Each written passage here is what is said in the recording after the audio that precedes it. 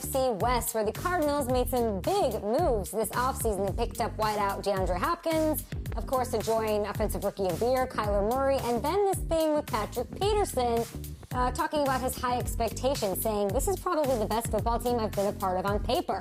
It's going to come down to us managing the locker room, manage the egos, and make sure everybody's on the same page and understand that we have to commit to one another, believe in one another, and trust one another.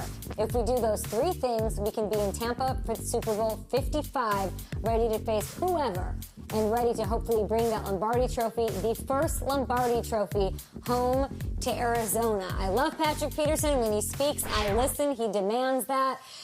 It's a really pretty outstanding quote, and there is so much talent and so much to look forward to. We've seen how teams on paper, though, sort of go into the shredder that I used to have in studio sometimes when all is said and done. So tell me why, Nate, the 2020 Cardinals won't turn into the 2019 Browns. Blake Shelton, I have it on good authority, is listening. 4 words: Larry Fitzgerald, DeAndre Hopkins. You have two individuals that are grounded in experience, grounded in knowledge of the game, and they're so similar in the sense that they don't talk. They'd rather go out there and walk it rather than talk it. They have I would believe the experience that's going to allow this team not to fall into a place of complacency or even fall into a place of being happy with playing behind such the likes of Garoppolo or Russell Wilson in that division.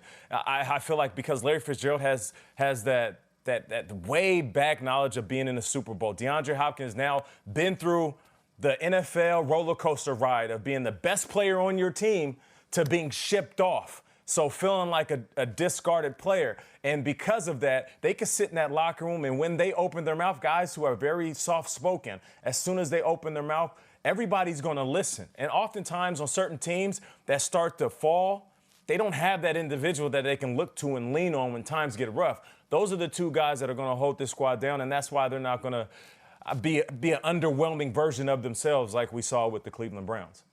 You know, there was something with the Cleveland Browns last year where there was such media hype and they had so many big personalities, but none of those guys had won squat in the NFL. I mean, Odell Beckham's never won a playoff game. Jarvis Landry had never won a playoff game. Baker Mayfield had never been to the playoffs, and yet we were crowning them a little too early.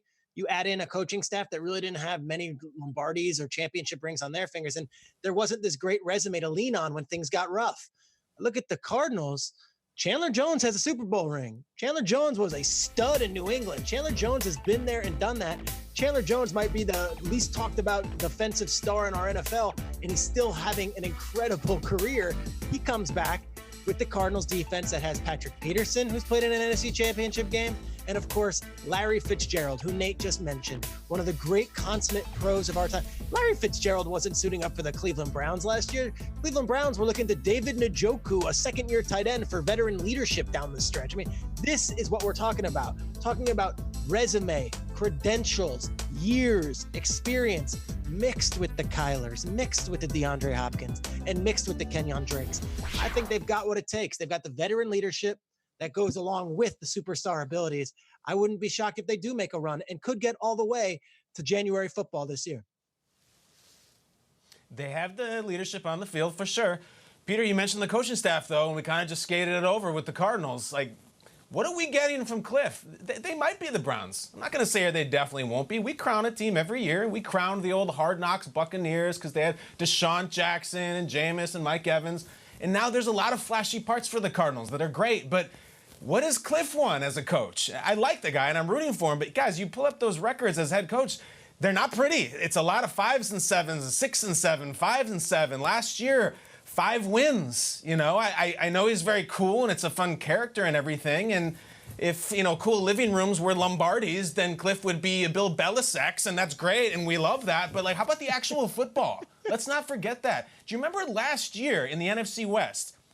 There's no room for marginal. Even as good as the Niners were, and that was a really good Niners team, they were fighting for oxygen to win the division way at the end of the season. Remember a Saturday night game against the Rams that they had to win, a goal line stop against Seattle? That was no cakewalk. So I like Larry and Nuke and Isaiah Simmons, and these guys are all great, but like, we saw last year with the Browns, I don't think Freddie Kitchens was cut out to lead that team. Cliff is very cool. Again, the players love him, and I think he has a great offensive acumen.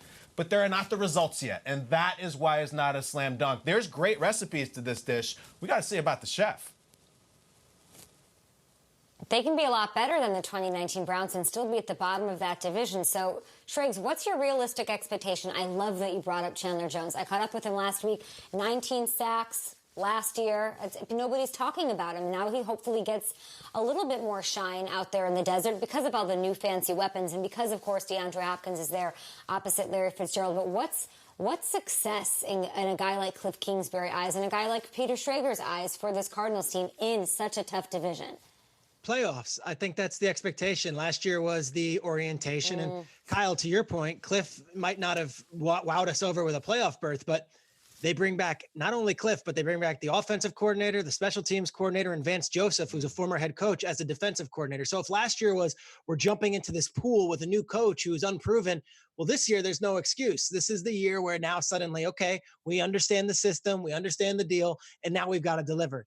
There really is no reason this team can't go to the playoffs this year. If you look at their roster top to bottom, they compete with all of those teams in the NFC West.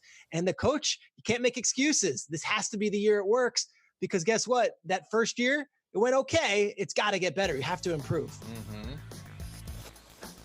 Looking at their schedule here, what do you guys think at GMFB? I mean, if it doesn't pan out and they don't improve like we're all hoping and suggesting they do, we're going to see a lot of internet memes made of that photo that he posted of his gorgeous house before draft night. That's for sure.